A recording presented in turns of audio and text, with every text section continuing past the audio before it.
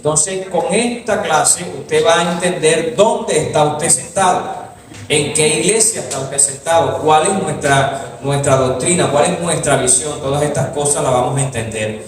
Otra cosa que vamos a ver es toda la historia que ha recorrido tanto la escritura como la iglesia al transcurrir del tiempo, y nos vamos a concientizar, como lo que estábamos hablando ahorita acerca de la tarea que está pendiente, ¿verdad? Que era leer el libro de El Mártir de las Catacumbas. Nos está dando una gran enseñanza ese libro. ¿Por qué? Porque vemos la vida de los primeros cristianos, todo lo que ellos vivieron, lo que padecieron, y eso nos enseña a nosotros hoy una gran realidad, una gran verdad. Entonces seguimos con la historia de la iglesia, y estuvimos hablando la clase pasada de que para hablar de la historia de la iglesia teníamos que irnos a los principios, ¿verdad? Que es lo que hoy nosotros conocemos como judaísmo, ¿verdad? Que son todos los escritos que están en el Antiguo Testamento.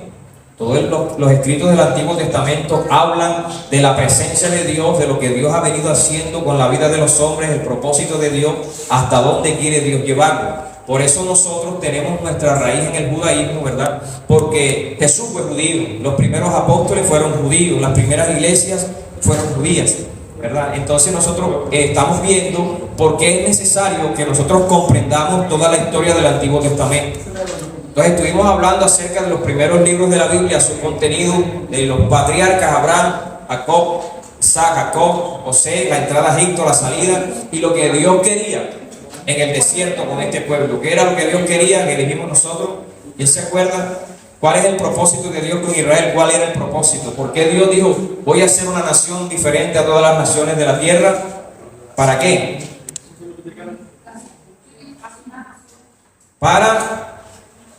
¿Para qué? El propósito era una nación, ¿para qué? ¿Para qué? ¿Cómo? Para que representara su reinado en la tierra, dice mi hermano, para mostrar su gloria, para mostrar a Dios, para que las demás naciones conocieran quién era el Dios de los cielos. Amén. Él escogió a la nación de Israel con ese propósito, con ese fin. Y todos los libros del Antiguo Testamento narran la historia de esa nación. ¿Cómo nació esa nación? Con un hombre llamado ¿cómo? Abraham, ¿verdad? Y así empieza el recorrido desde el libro de Génesis hasta el último libro de Malaquías, que es el Antiguo Testamento, donde nosotros estamos viendo toda la historia de Dios con ese pueblo llamado Israel. Entonces, los primeros 5 libros de la Biblia, Dios le da los estatutos, le da las ordenanzas, le da todas esas cosas para empezar a mostrarse. Y de ahí en adelante, ¿verdad?, vienen los siguientes libros históricos que nos muestran todo lo que el pueblo de Israel pasó por la historia, cuando viene la historia de los jueces, luego la historia de los reyes, cómo comenzó eso, cómo terminó, cómo fueron llevados cautivos, nuevamente después regresaron, reconstruyeron, ¿verdad? Todas esas cosas y todos los imperios que pasaron y que tuvieron que ver en alguna parte con el pueblo de Israel. Por ejemplo, cuando Israel había hambre, dice que ellos fueron ¿a dónde? A Egipto, ¿verdad? Allí era aquel gran imperio egipcio, que fue uno de los primeros que se levantó, y luego cuando ya ellos, en la época de los reyes, desobedecieron, Dios les dijo que iban a ser llevados cautivos, y entonces allí empieza el periodo del imperio babilónico, cuando ellos fueron llevados también allá. Luego los medo-persas conquistan a Babilonia y empieza su reinado, el reinado de los persas. Ellos también estuvieron allí cautivos durante el reinado de los persas. Durante el reinado de los persas, Ciro el Grande dio la orden para que ellos volvieran nuevamente a Jerusalén y reconstruyeran el templo, reconstruyeran la ciudad, y luego fueron subyugados también por el imperio griego, por Alejandro Magno, ¿verdad? Hasta ahí vamos bien. Y luego, después del imperio griego, se levantó el imperio romano, y ellos también siguieron siendo subyugados por los romanos. Entonces, toda la historia del pueblo de Israel la vamos a ver nosotros escrita en el Antiguo Testamento. Hasta ahí vamos bien. ¿Entendimos todo entonces lo del Antiguo Testamento? ¿Entendimos todo? 3 apenas. Despierte, hermano. ¿Ah? Bueno, entonces vamos a entrar a lo que es la historia de la iglesia. Ya tenemos la base, tenemos el principio, el Antiguo Testamento. Luego que se escribe el último libro, o los últimos escritos que están en el Antiguo Testamento, es el libro de... El último libro del Antiguo Testamento, Malaquías, libro de Malaquías. Hay un periodo que se conoce como el periodo de ¿qué? Del silencio, ¿verdad? Un periodo de silencio de 400 años, hasta que luego nuevamente se levanta y Dios habla, y le habla a un hombre llamado ¿cómo? Los que leen el Evangelio según San Juan. Esa materia. hablan de un hombre llamado Zacarías, ¿recuerdan? Zacarías. A quien Dios le llama y le da un hijo llamado ¿cómo? Juan. Juan, pero dicen así como que parece que estoy equivocado. Dígalo con certeza. Juan. Amén.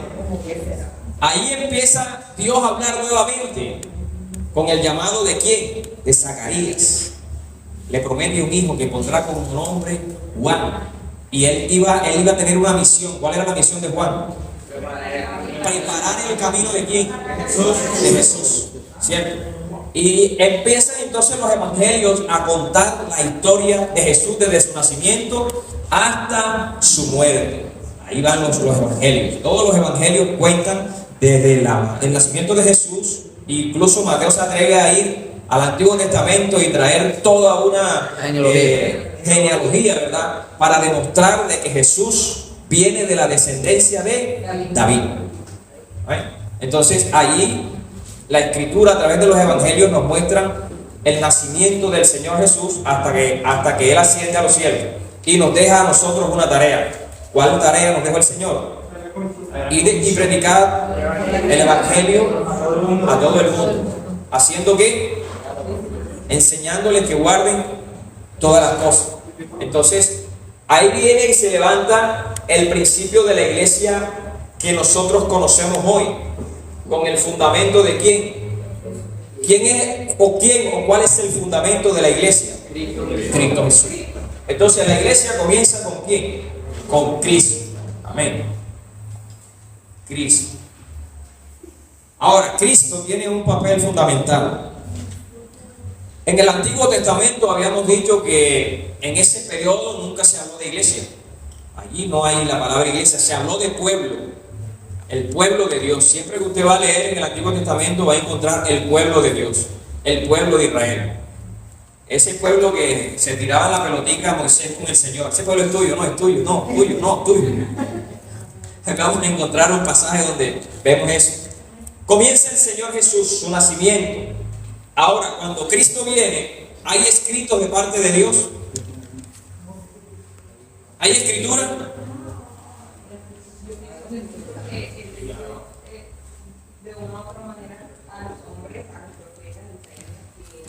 Por eso, si hubo, o sea, claro, ya estaba, ¿qué estaba? El Antiguo Testamento, ¿cierto? ¿Y qué hablaba el Antiguo Testamento? ¿Qué había en el Antiguo Testamento? Eso. Hay algo que rescatar en el Antiguo Testamento, y es que en el Antiguo Testamento hay palabra profética. Isaías. ¿Acerca de qué? De la venida de un Mesías. Entre paréntesis, Salvador.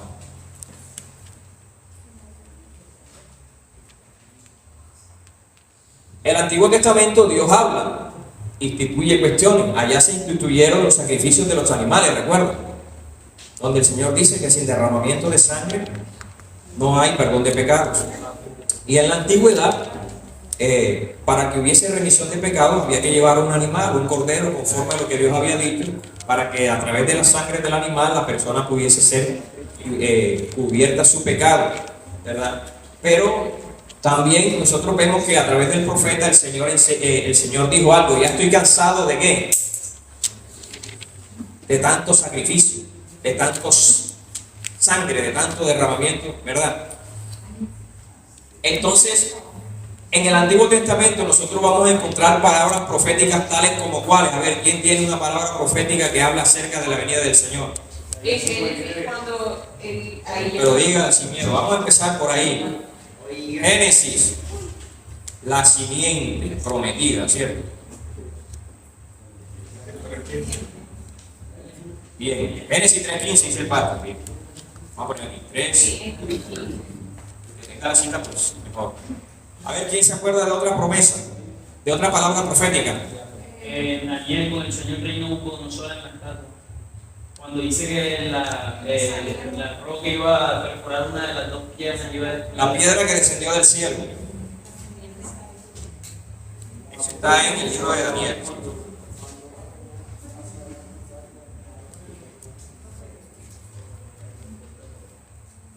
Descendió del cielo.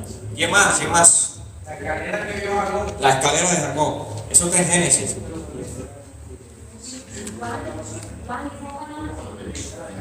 ¿Quién más? El sacrificio de Isaac.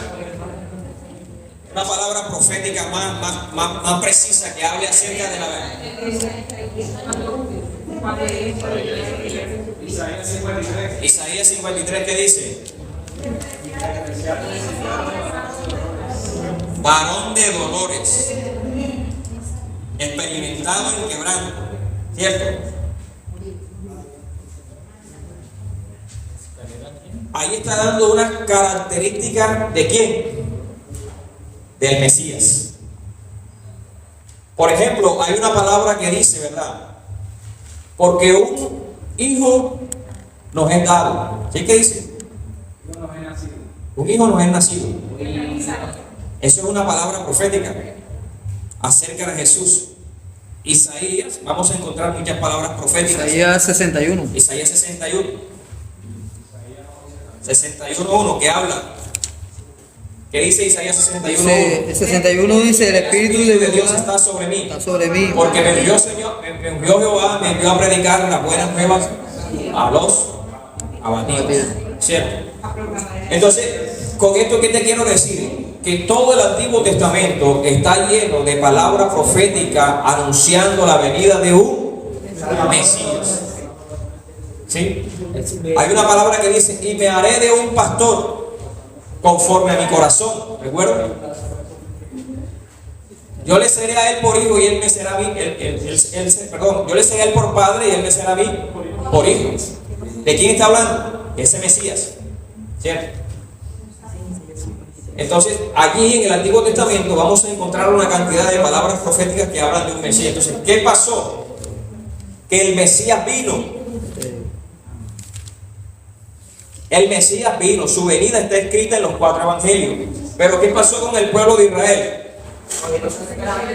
No lo reconocieron como el Mesías del que hablaba las Escrituras. Y ellos entonces se quedaron con el Antiguo Testamento, ¿verdad? El Antiguo Testamento, y por eso es que hoy se denomina una religión más. ¿Por qué? Porque ellos no creyeron que ese Mesías Salvador ya había venido y lo siguen esperando. Ellos se quedaron en la ley. No tanto que se hayan quedado en la ley, sino que ellos no creyeron que Jesús era el Mesías.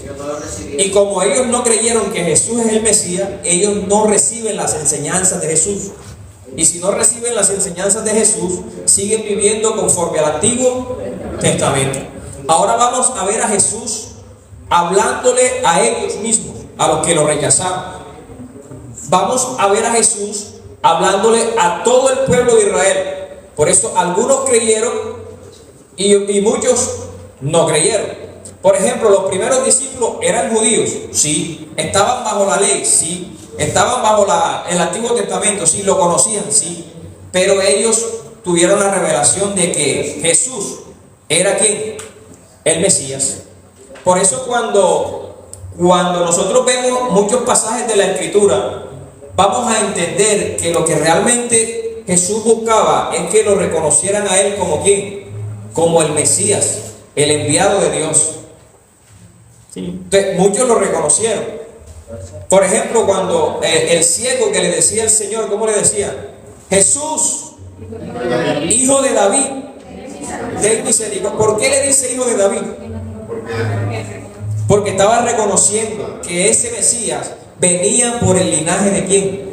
Según decía quién.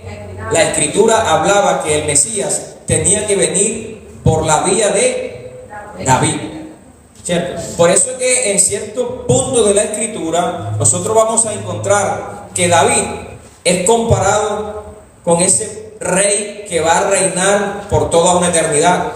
Cuando Dios le hace a David la promesa de que de sus lomos, o sea, de que su reinado sería ¿qué? Perpetuo, eterno y para siempre, ¿verdad? Entonces cuando David es rey, luego surge, toma como rey o deja como rey a su hijo Salomón, luego Roboam. Después hubo un conflicto ahí, pero Dios en su misericordia y por su promesa siempre permitió que un hijo de la casa de David reinara, para que se conservara la descendencia y se cumpliera la promesa. Ahora, ¿quién es ese rey que va a reinar eternamente y para siempre? Jesucristo. Amén. Entonces, todo eso se basa en el Antiguo Testamento, en la palabra profética que Dios dio al pueblo de que vendría un Mesías Salvador, porque la ley no pudo hacer nada por el hombre. En la ley no pudo brindarle la salvación al hombre. Era necesario que viniera un hombre, ¿verdad?, que padeciera y que cumpliera el rol establecido por Dios, ¿verdad?, y tomara esa esencia del cordero para que él fuese sacrificado y a través de su sangre pudiese haber la remisión de pecados. Entonces Jesús tomó ese rol. Él es el Mesías anunciado en el Antiguo Testamento. Los judíos no lo aceptan así, no lo reciben así. Nosotros, los que hemos creído que Jesús es el ¿qué? Es el Mesías, que Jesús es el enviado, que Jesús es el Salvador. Y hay una palabra profética que dice que todo aquel que confesare que Jesucristo es el Señor y que Dios lo levantó de los muertos, sería salvo. Entonces, nosotros hoy estamos agarrados de la palabra dada por ¿quién? Por Jesús. Ahora, Jesús que vino a confrontar al pueblo, ¿verdad?, y hacerles entender a ellos que Él era el Mesías del que hablaba la Escritura. Pero ¿qué pasaba? Que los judíos, los sumos sacerdotes, los escribas, los fariseos, lo apedreaban. ¿Por qué? Porque Él se autoproclamaba Hijo de Dios. Y eso era lo que ellos no podían entender, porque ellos creían solamente en un solo Dios. Entonces ahí viene un conflicto mental, espiritual, ¿verdad? Porque los judíos no aceptan que Jesús, siendo hombre, se haga Hijo de Dios. Entonces, por eso y muchas otras cosas más, era siempre el rifirrafe que dice uno que había entre los fariseos y Jesús. Cuando Jesús enseñaba y estaban los fariseos allí, siempre ellos buscaban era la oportunidad ¿para qué? Para menospreciar sus enseñanzas. Pero Jesús siempre le tenía una respuesta precisa que los dejaba a ellos callados y que les mostraba por las Escrituras que Él era el enviado. Pero ellos no aceptaron eso, no lo recibieron. Y entonces, como no podían hacer nada, dice la Escritura que crujían sus dientes y en su impotencia querían apedrearlo. Esa era la actitud de los judíos. Entonces, ¿qué pasa? Que ahora Jesús, nosotros como cristianos no estamos desechando el Antiguo Testamento. No, hace parte de nuestra fe el Antiguo Testamento. Creemos en todos sus escritos, creemos en todo lo que está allí. Ahora, hay unas leyes escritas en el Antiguo Testamento que fueron dadas al pueblo de Israel específicamente. Por ejemplo, las leyes de los sacrificios de los animales. Los judíos todavía tienen esas leyes vigentes. Pero ¿por qué no están haciendo los sacrificios? Porque no tienen templo donde hacer el sacrificio, porque no tienen ese tabernáculo. ¿Por qué no lo tienen? Porque Dios se los quemó. Recuerdan, en el año 70, ¿qué pasó? Según la profecía que Jesús había anunciado, no quedará piedra sobre piedra de este templo que no sea derribado. Si los judíos tuviesen el templo hecho, estuvieran hasta el día de hoy sacrificando animales para el perdón de los pecados. Pero Dios no permitió eso. Por eso es que ellos fueron echados de Jerusalén en el año 70 y solamente hasta el año 1948 Dios les dio la oportunidad nuevamente de venir a un lugar, a un territorio que está hoy actualmente en conflicto, ¿verdad? ¿Pero por qué? Porque ellos todavía siguen en el Antiguo Testamento y rechazaron la gracia que es a través de nuestro Señor Jesucristo. Ahora vienen las enseñanzas del Señor a través de los evangelios. La vida de Dios narrada por los evangelistas Marcos, Lucas, Juan y Mateo, ¿cierto? Y allí vamos a encontrar todo lo que Jesús enseñó. Fíjense en los evangelios cada enseñanza de Jesús. El Señor tiene en cuenta siempre el Antiguo Testamento. Porque, ¿qué hace Dios? Siempre está confrontando al pueblo judío, siempre está confrontando a los fariseos, siempre, ¿verdad? Porque ellos no captaron el propósito que Dios tenía, lo que Dios quería, porque ellos se fueron más a lo escrito o a lo literal que a lo espiritual. Por eso es que usted ve a Jesús diciendo palabras como oíste que fue dicho. Cuando Jesús dice oíste que fue dicho, se está refiriendo a lo que está escrito ¿dónde? En el Antiguo Testamento. Pero ahora yo os digo. O sea, Jesús siempre citaba el Antiguo Testamento, pero después decía, pero ahora yo os digo. O sea, la cosa no es así como ustedes la interpretaban. Es así, oíste que fue dicho diente por diente. ¿Dónde estaba escrito eso? En el Antiguo Testamento. Mas yo os digo que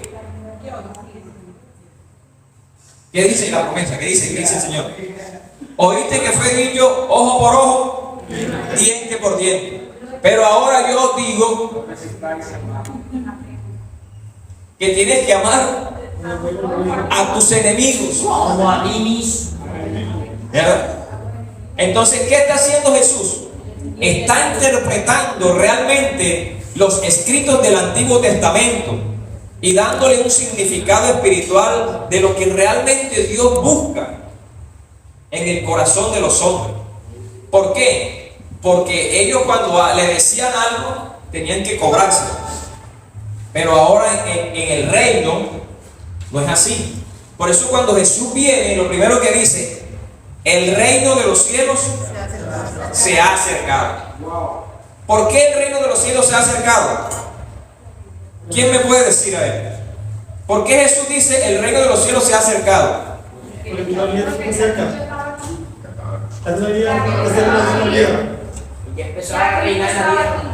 ¿Por qué?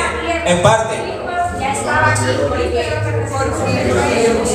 él ya venía a morir para que nosotros tuviéramos acceso al reino. Cuando a usted le dicen que tal cosa se ha acercado es porque ¿qué? Ya llegó, ya empezó a venir a la tierra. Ya se manifestó. Ya empezó a venir a la tierra. Cuando a mí me dicen que algo se ha acercado es porque estaba lejos. Así sencillo. El reino de los cielos se ha acercado. No estaba cerca, porque si no hubiese sido noticia nueva, estaba lejos, ¿verdad? Por eso el Señor dice, este pueblo de labios me honra, pero su corazón está lejos de mí. ¿Cómo estaba el reino de los cielos? Lejos. Pero cuando Cristo viene, Él dice, el reino de los cielos se ha acercado. Porque ahora sí dice lo que dice mi hermano Consuelo, porque Él estaba aquí. Porque Él es el rey de ese reino. Solamente que en aquella oportunidad vino como siervo a pagar un precio por cada uno de nosotros, ¿verdad? Y cumplió el propósito. Ahora, ¿qué más podemos decir? Ahora aquí comienza esa nueva interpretación, por decirlo así, esa nueva manera de ver las cosas de Dios, esa nueva manera de ver el Antiguo Testamento, y vamos a tener entonces las enseñanzas del Señor. Por eso cuando el Señor habla, ¿verdad? En las diferentes enseñanzas que Él tiene, son interesantes porque prácticamente lo que Jesús hace es darle el verdadero significado a las cosas que estaban escritas. Siempre lo vamos a encontrar así. Por ejemplo, ¿qué costumbres tenían en el Antiguo Testamento? ¿Qué costumbres podían tener ellos? No comer con las manos sucias. No podían comer con las manos sucias. Por eso cuando Cristo viene, ¿verdad? Le dice, este come con los publicanos, hace tantas cosas. Y le dice, porque tus discípulos no se lavan las manos para ¿Por qué tus discípulos no se lavan las manos? Y él Entonces, dice que no es lo que entra, sino lo que sale. Oiga. entonces, ¿qué estamos viendo ahí? Una verdadera interpretación. Ellos lo citaban de una manera, pero Jesús le daba el verdadero significado. Y en esas enseñanzas de Jesús es donde nace entonces algo llamado la doctrina de la iglesia.